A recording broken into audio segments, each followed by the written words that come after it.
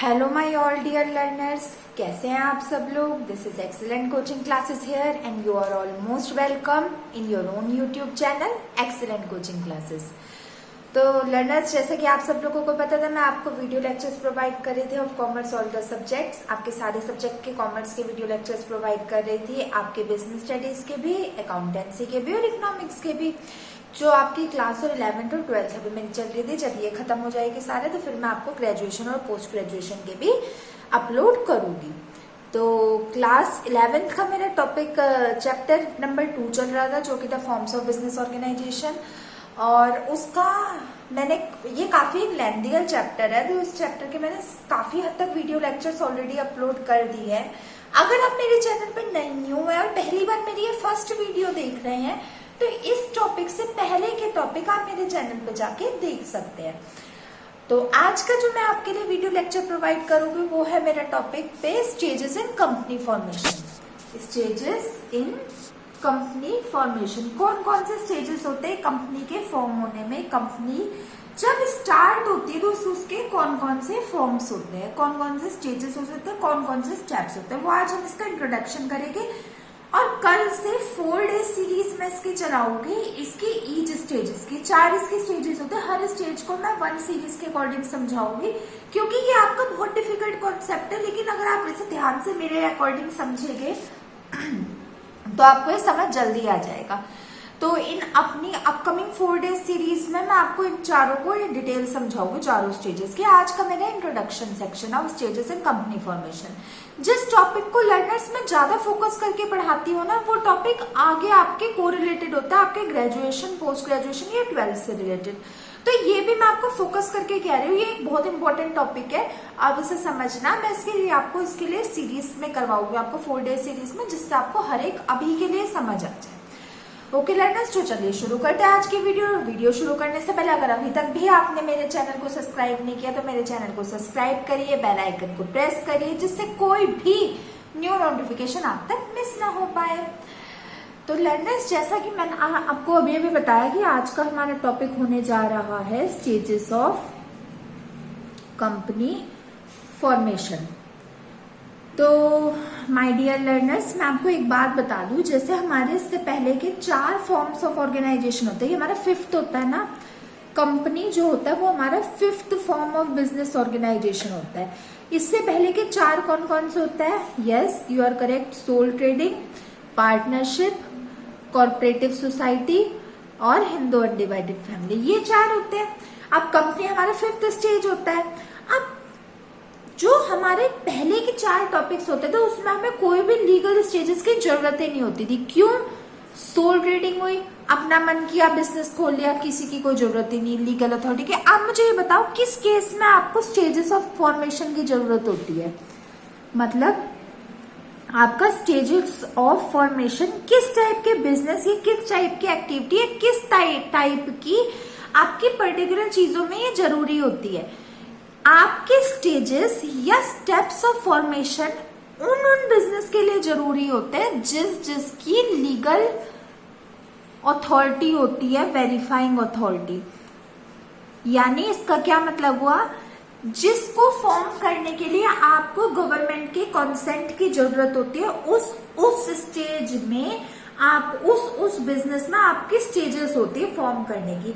मतलब जिस भी जगह आपको गवर्नमेंट का आपको उसका अप्रूवल चाहिए होता है, आपको गवर्नमेंट की वेरिफिकेशन की जरूरत होती है, या गवर्नमेंट नहीं तो प्राइवेट सेक्टर में किसी हेड अथॉरिटी की आपको वेरिफिकेशन की जरूरत होती है, उस बिजनेस में आपके स्टेजेस होते हैं। जिस बिजनेस में आपको लीगल अथॉरिटी की या वेरीफाइंग अथॉरिटी की जरूरत ही नहीं होती कि वो वेरीफाई करे, तो आप उस बिजनेस को अपने आप कर सकते हो, उसको आपको किसी के द्वारा कंसेंट लेने की जरूरत नहीं है।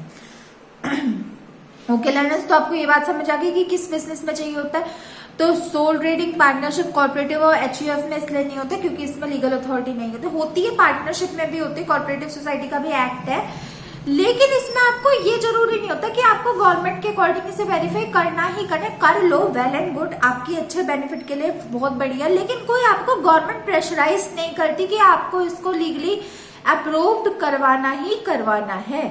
ओके लर्नर्स, फिर अब हम अपनी अगर कंपनी फॉर्मेशन के स्टेजेस की बात करें तो अब आपको ये तो पता ही होगा कंपनी क्या होती है। कंपनी हमारा एक आर्टिफिशियल पर्सन होती है जिसकी आपकी परपेचुअल सक्सेशन या परपेचुअल एग्जिस्टेंस होती है और वो काम करती है under a common seal. Common seal के अंतर्गत काम करती है। तो ये 3 पॉइंट आपके होते थे मेन इसकी डेफिनेशन के। इससे पहले के टॉपिक आप देख सकते हैं। तो learners company comes into existence after taking a series of steps. These steps can be boldly grouped under the following categories या following stages.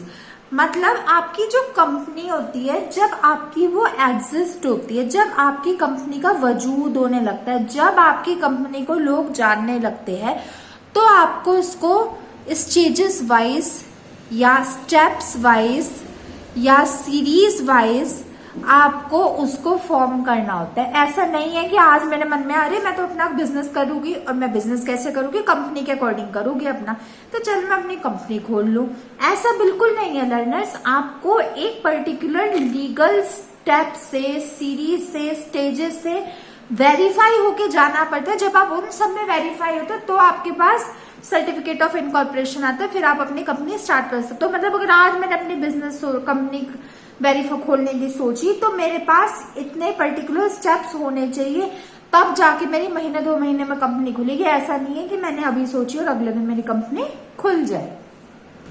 तो लर्नर्स आपको ये बात तो समझ आ गई कि इसके स्टेप्स होते हैं।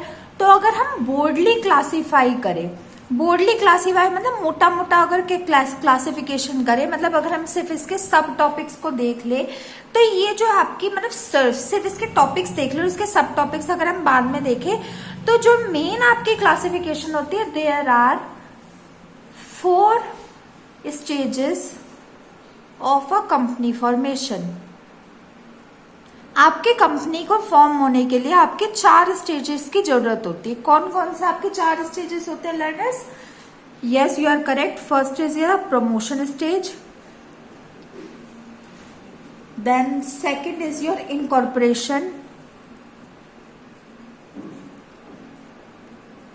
Stage, then third one is your capital subscription stage, capital subscription stage, and last one is your commencement of business stage. Commencement of business stage. तो लर्नर्स जैसा कि आपको मैंने अभी अभी बताया था कि एक बिजनेस को फॉर्म करने के लिए, एक कंपनी को फॉर्म करने के लिए आपके 4 लीगल स्टेप्स की जरूरत होती है। और वो 4 लीगल स्टेप्स आपके ये होते हैं: promotion stage, incorporation stage, capital subscription stage और कमेंसमेंट ऑफ बिजनेस स्टेज। आज मैं आपको इसके बारे में बस हल्का हल्का इंट्रोडक्शन दूंगी जिससे आपको ये पता चल जाए कि आखिर ये होते क्या है। फिर जो मैं अपनी 4 डेज सीरीज निकालूंगी, 4 डेज अपकमिंग सीरीज, मतलब 4 डेज आगे, जैसे आज के बाद जो अगले 4 डेज आएंगे वो मैं अपने सीरीज निकालूंगी। उस सीरीज में मैं आपको हर एक स्टेज को अच्छे से डिटेल्ड में एक्सप्लेन करूंगी, क्योंकि मैं चाहती हूँ मेरे चैनल के लर्नर्स, मेरे चैनल के स्टूडेंट्स के हर एक कॉन्सेप्ट क्लियर हो और हर एक टॉपिक उनका स्टार्टिंग में उनका बेसिक ही क्लियर हो। कल मैंने 1-2 दिन पहले भी आपको अपने वीडियो लेक्चर्स में बताए थे ये proverb, well begun is half done. अगर आप शुरुआत अच्छी करोगे तो आपकी बिल्डिंग, कहते हैं ना, अगर आपके घर की नींव अच्छी हो तो बिल्डिंग तो अच्छी बनती है। तो अगर आपको अभी सब कुछ 11th में समझ आ गया तो 12th आपकी अच्छी होगी, 12th अच्छी होगी, ग्रेजुएशन अच्छी होगी, ग्रेजुएशन अच्छी होगी, पोस्ट ग्रेजुएशन अच्छी होगी, फिर आपको अच्छी सी जॉब मिल जाएगी। फिर आप मुझे याद करोगे कि हमने तो अपने एक्सीलेंट कोचिंग क्लासेस से लर्न किया था। ठीक है लर्नर्स, तो आज मैं आपको इसके बारे में थोड़ा थोड़ा बताती हूँ। तो जैसा कि आपको ये पता चल गया कि ये हमारी 4 स्टेजेस होते हैं: प्रमोशन, इनकॉर्पोरेशन, कैपिटल सब्सक्रिप्शन और कमेंसमेंट ऑफ बिजनेस। एक बार मैं आपको ये ना आज फ्लो चार्ट के अकॉर्डिंग समझाती हूँ। Flow chart of stages of company formation। तो जैसा कि इस फ्लो चार्ट में हमारा पहला कौन सा टॉपिक आएगा?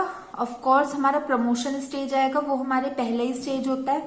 तो पहले हम लिख देते हैं अपना प्रमोशन स्टेज। लर्नर्स, अगर आप मेरे चैनल पे और वीडियोस जाके देखो, जो मेरे ही लर्नर्स है, मेरे से ही सीखते हैं, वो तो अच्छी बात है, उन्हें पता होगा मेरे प्रीवियस टॉपिक को। जो फर्स्ट टाइम आया वो भी जाके देखो। तो मैंने 2 दिन पहले यानी कल और परसों मैंने आपको प्रमोटर के बारे में बताया था। मतलब मैंने आपको प्रमोटर बताया था, प्रमोटर कौन होता है, मैंने उसका आपको लीगल स्टेटस बताया था, और मैंने आपको उसके डिटेल्ड के फंक्शन बताए थे, और मैंने आपको उसकी सुटेबिलिटी बताई थी। ये मेरे 2 दिन की वीडियो में कवर अप हो गया था, मतलब कल और परसों की। आप वहां पे जाके देखिए। तो मैंने आपको एक बात बताई थी कि a promoter is a person who initiates a business idea. Promoter एक ऐसा पर्सन होता है जो बिजनेस के आइडिया को सबसे पहले सोचता है। सबसे पहले एक बिजनेस के आइडिया को सोचना बहुत जरूरी होता है। आपके दिमाग में ये बात तो आए कि आपको बिजनेस करनी है, बाद में पैसा आ जाएगा, बाद में फॉर्मेशन आ जाएगी, बाद में लीगल अथॉरिटीज आ जाएगी, बाद में आपके कस्टमर्स ऐड हो जाएंगे, लेकिन सबसे पहले एक आपके पास दिमाग में आइडिया तो होना चाहिए आपको बिजनेस करना है, और किस तरह का बिजनेस करना है, और कहाँ करना है, और किसके साथ करना है। ये सारी बातें तो बाद में है। तो मैंने आपको बताया था ना, आपके एंटरप्रेन्योर, आपके ओनर, आपके फाइनेंशियल अथॉरिटी से भी ज्यादा बड़ा काम आपके प्रमोटर का होता है, क्योंकि प्रमोटर ये बात सोचता है कि आपको बिजनेस कैसे करना है। तो ये जो फर्स्ट स्टेज है हमारी प्रमोशन स्टेज, अब ये मत सोचना कि प्रमोशन स्टेज मतलब आपने प्रमोशन कर दिया अपने बिजनेस का। प्रमोशन स्टेज में आता है आपके बिजनेस आइडिया को गेट करना, आपको सोचना कि आपको आखिर करना क्या है, तो वो होता है आपका प्रमोशन स्टेज।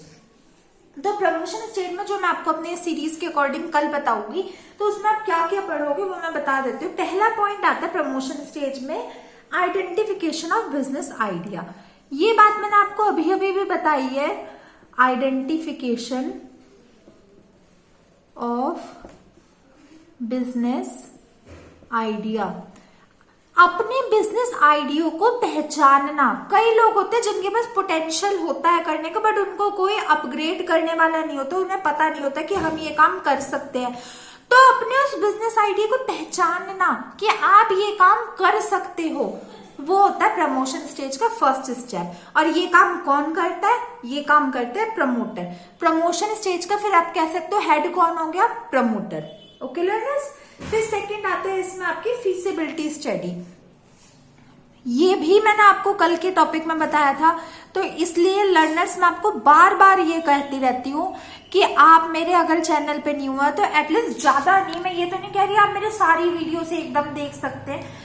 जो आप टॉपिक पढ़ने आए हो मेरे लेक्चर्स का, मेरे चैनल का, उससे 1-2 वीडियो पहले देख लिया करो, जिससे आपको समझ आ जाए, क्योंकि ये पूरी ना एक सीरीज होती है, आपकी लिंक होता है। आपको आगे का टॉपिक तभी समझ आ पाता है जब आपको पहले के टॉपिक का है।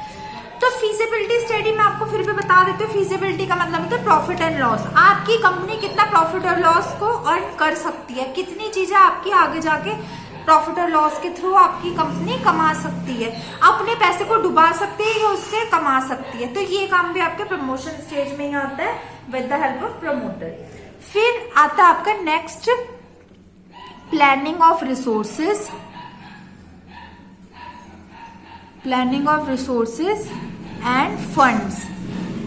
पैसों का अरेंज करना और रिसोर्सेज का अरेंज करना भी प्रमोशन स्टेज में ही आता है। और ये आप एक बार देखना मेरी प्रीवियस वीडियो में, आप मेरे बस इससे पहले की एक वीडियो देख लो, ये सारे आपके फंक्शंस है प्रमोटर के। आपको प्रमोशन स्टेज तो अपने आप समझ आ जाएगी अगर आपको फंक्शंस ऑफ प्रमोटर आपने लर्न कर लिया होगा तो।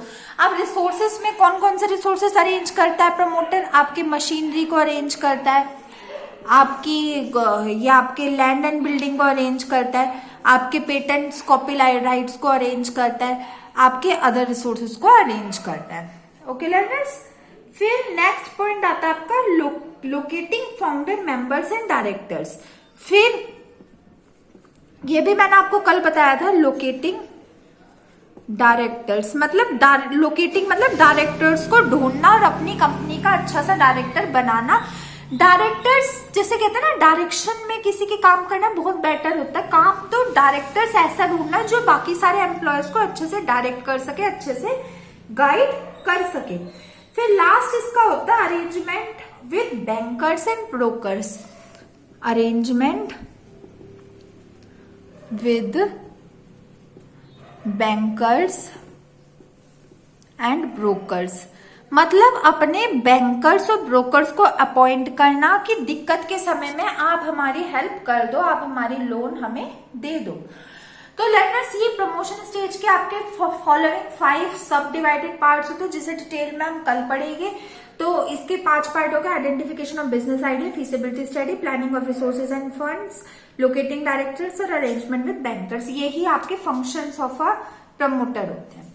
ओके लर्नर, फिर सेकंड पॉइंट हम देखते हैं इनकॉर्पोरेशन स्टेज। ये आपको अभी नहीं आएगी क्योंकि इससे रिलेटेड भी आपका कोई टॉपिक आया नहीं था, तो ये मैं आपको अपनी सेकंड सीरीज में करवाऊंगी। फर्स्ट सीरीज में तो कल प्रमोशन स्टेज करवाओगे, सेकंड में करवाओगे। आप थोड़ा सा समझ लेते हैं। इसमें पहले आता है आपको अपने नाम सोचना, कंपनी का क्या नाम आप रखोगे। अपना नाम ऐसा सोचना चाहिए जो यूनिकली आइडेंटिफाई हो, किसी के साथ ऐसा ना हो। जैसे मतलब जैसे अगर आपको कोई मिल्क की कोई कंपनी खोलना है, जैसे अमूल, मदर डेयरी, पारस वगैरह आपकी ऑलरेडी मिल्क की कंपनी है, तो कोई ऐसा नाम ढूंढो जो इनसे अलग हो। सेकेंड इसमें आता है आपको प्रिपेयरिंग ऑफ डॉक्यूमेंट्स। इसके बारे में मैंने थोड़ा सा आपको बताया था कल कि डॉक्यूमेंट्स को अरेंज करना। कौन कौन से डॉक्यूमेंट्स होता है आपके कॉर्पोरेशन ऑफ कंपनी में, एमओए और एओए, मेमोरियन ऑफ एसोसिएशन और आर्टिकल ऑफ एसोसिएशन। इसके क्लॉज और इसका मीनिंग मैं अपने अपकमिंग वीडियोस में डालूंगी इस सीरीज के खत्म होने के बाद। फिर थर्ड पॉइंट आ जाता है इसमें आपका filling of list of director. ये डायरेक्टर्स को लोकेट करता है, पहचानता है।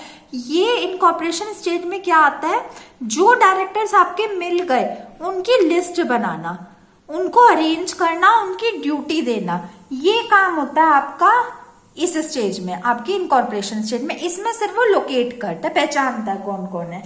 फिर नेक्स्ट होता है आपका पेमेंट ऑफ रजिस्ट्रेशन फीस। जितनी रजिस्ट्रेशन की फीस होती है, मतलब कुछ अमाउंट चार्ज होता है, उसे पे करो। और जब आप उसे पे कर दोगे, किसे पे करोगे, टू रजिस्ट्रार। और जब आप रजिस्ट्रार को पे कर दोगे, फिर आपके पास सर्टिफिकेट ऑफ इनकॉर्पोरेशन आ जाएगा। ऐसा माना जाता है कि जब आपके पास सर्टिफिकेट ऑफ इनकॉर्पोरेशन आ जाए तो आपका आधा काम हो जाता है, मतलब आधी आपकी कंपनी इनकॉर्पोरेट हो जाती है। 50% आपका काम हो जाता है, 50% काम आपका रहता है इसके बाद। ओके लर्नर्स, फिर थर्ड स्टेज हम देखते हैं, जो कि हम करेंगे अपने थर्ड डे सीरीज में, वो है आपका कैपिटल सब्सक्रिप्शन स्टेज। कैपिटल क्या होता है, capital is the amount which is spend by an owner on their business. एक ओनर जो अपने कंपनी में पैसा लगाते हैं उसे कहते हैं कैपिटल। तो इस स्टेज में क्या आता है, इसमें आपको पहले प्रोस्पेक्टस और statement in lieu of prospectus को अपॉइंट करना होता है। ये भी मैं आपको डिटेल में बताऊंगी, प्रोस्पेक्टस और स्टेटमेंट ऑफ ल्यू इन प्रोस्पेक्टस। ये मैं आपको आगे समझाऊंगी, यहाँ पे आपको भी समझ नहीं आएगा। इसे अपॉइंट करने का काम आपका कैपिटल सब्सक्रिप्शन स्टेज में होता है। ये मैं आपको या तो थर्ड डे सीरीज में बताऊंगी थोड़ा बहुत इसके बारे में, और बाकी बाद में बताऊंगी। ओके, फिर नेक्स्ट होता है आपका रिसिप्ट ऑफ मिनिमम सब्सक्रिप्शन।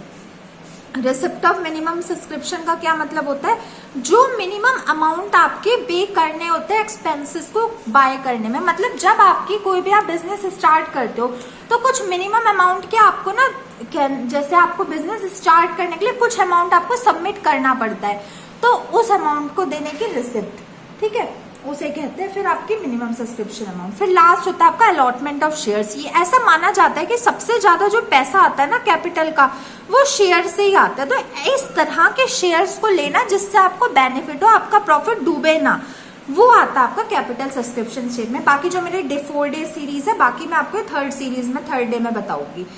और लास्ट इसकी स्टेज होती है commencement of business stage. Commencement मतलब होता है स्टार्टिंग। तो कमेंसमेंट ऑफ बिजनेस स्टेज यानी स्टार्टिंग ऑफ बिजनेस स्टेज में आ जाता है आपका, जब आप सारा काम कर लो तो डिक्लेरेशन ऑफ मिनिमम सब्सक्रिप्शन और अलॉटमेंट ऑफ शेयर, आपके शेयर्स को अलॉट करवा दिया जाता है। अलॉटमेंट ऑफ शेयर्स आपका 12th कंपनी का पार्ट है, वो मैं 12th ही इसके लिए डाल दूंगी जल्दी व्यू।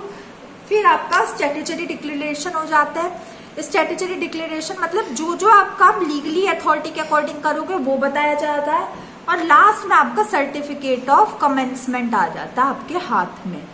और जब आपके हाथ में सर्टिफिकेट ऑफ कमेंसमेंट आ जाता है तो आपका 100% आपका पूरा कमेंसमेंट या आपकी पूरी स्टेजेस ऑफ कंपनी फॉर्मेशन के बाद जिस वक्त आपके हाथ में सर्टिफिकेट ऑफ कमेंसमेंट आ गया ना, सर्टिफिकेट ऑफ स्टार्टिंग आ गया, आपका बिजनेस शुरू हो सकता है। मैंने कहा था ना, सर्टिफिकेट ऑफ इनकॉर्पोरेशन तक आपका 50% काम होता है आपकी स्टेजेस ऑफ कंपनी फॉर्मेशन का, और इसके बाद सर्टिफिकेशन ऑफ कन्वेंसमेंट के बाद आपका 100% काम हो जाता है। तो okay learners, that's all for today. आज की वीडियो में आपने पढ़ा कि क्या होता है स्टेजेस ऑफ कंपनी फॉर्मेशन, उसके बारे में आपने पढ़ लिया, उसका इंट्रोडक्शन आपने अच्छे से समझ लिया, आपने उसके इंट्रोडक्शन के सब डिवाइडेड पार्ट समझ लिए कौन कौन से होता है via help of flow chart. अपनी अगली 4 डे सीरीज में मैं आपको इनकी हर एक स्टेज अच्छे से क्लियर करूंगी, हर एक इसके सब डिवाइडेड पार्ट क्लियर करूंगी, इसमें क्या क्या चीजें होती है वो क्लियर करोगे अच्छे से, क्योंकि एक बहुत डिफिकल्ट कॉन्सेप्ट है। आज के लिए लर्नर्स इतना ही। आज की मेरी वीडियो अगर आपको पसंद आई तो मेरी वीडियो को लाइक करिए, मेरे चैनल को सब्सक्राइब करना तो बिल्कुल भी ना भूलिए, और बेल आइकन को दबाइए जिससे कोई भी न्यू नोटिफिकेशन आप मिस ना कर पाए। मेरी इन वीडियोस को अपने जैसे ज्यादा बच्चों के साथ, फ्रेंड्स के साथ, रिलेटिव्स के साथ, व्हाट्सएप ग्रुप के साथ शेयर कीजिए, जिससे ये मोस्ट डिफिकल्ट कॉन्सेप्ट हर एक बच्चे का क्लियर हो जाए। ओके माय डियर लर्नर्स, मैं आपसे मिलूंगी अपनी 4 डे सीरीज के साथ कल से soon. Till then good bye, stay tuned and thanks for watching my videos.